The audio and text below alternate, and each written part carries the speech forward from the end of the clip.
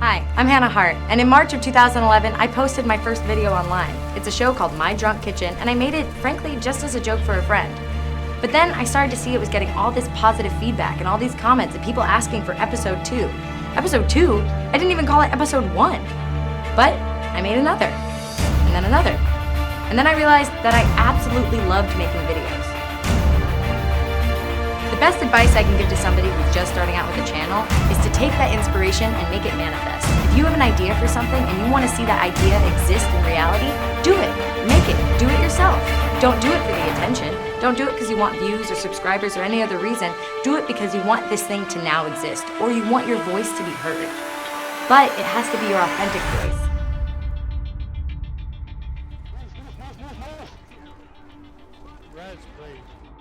There's this old idea from comedy, from stand-up comedy. I'm a stand-up comic, and there's a comedian named Bill Hicks, and I'm gonna completely butcher the quote, but the quote was something along the lines of, the more of yourself you are, the less competition you have. So no one in the world is exactly like you, so the more you can make your content, the more you're gonna rise above the noise because the less competition you have. I would write down everything that you're passionate about. Figure out if there's some way to mash all those things up together, because the more specific you are, let's move it, I've got to move it.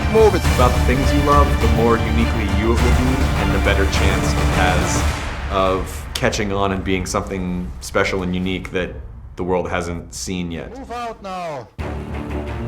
Yes. My favorite channel to watch on YouTube is my own. As it should be. Get wrecked, everyone. You need to love your channel. You need to be obsessed with your channel. You need to be a huge fan of your own content. Because if you actually really like your content, you're doing the right thing. A lot of YouTubers I meet are like, yeah, I posted this video, it was so dumb, I hated it. It's like, well, why did you even post it then? You don't have to. Nobody's forcing you to do this. I just need to practice. There's enemies to the northwest. Go and shot. Ton of enemies, they must have a center. Yes.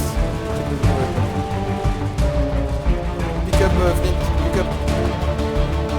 I'm in.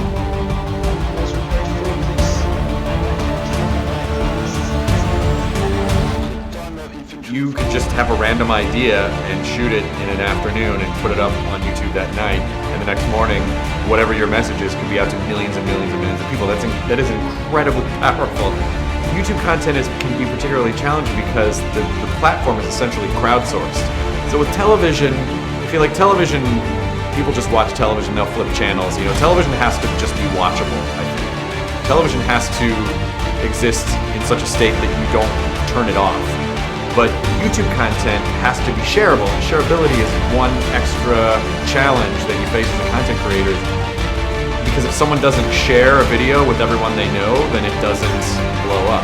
Most of the time in the creative process, we shoot ourselves down before the idea even has a chance to see the light of day.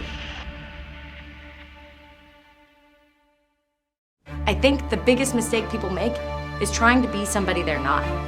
And YouTube helped me discover who I really was and helped me find my voice just through the process of continuing to create.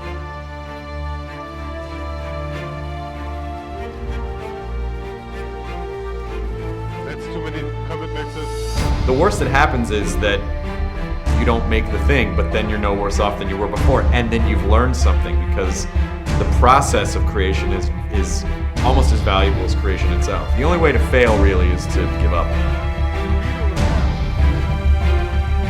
And I can name at least 10 channels off the top of my head in the Planetside 2 community that have had great aspirations and end up backing out really soon after.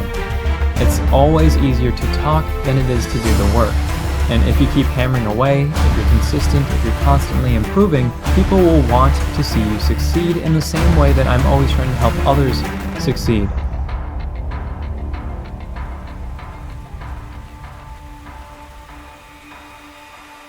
A lot of being on YouTube is about being consistent, but the other half of consistency is that you're consistently trying new things. There's a lot of constructive criticism online, and you have the option of taking that feedback and improving your content. It's okay to try new things, and in fact, I think it's a really important part of being a YouTuber. Frankly, I think it's an important part of being a person.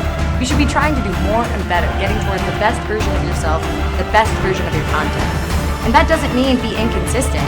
It just means be consistently trying to improve.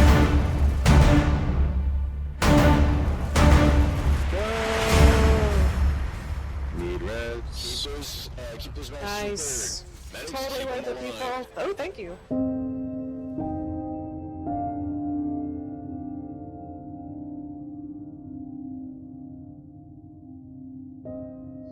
Thank you, Derp.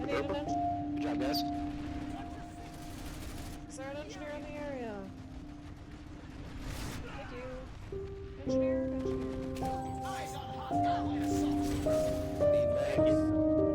Look up, their life assaults on groups.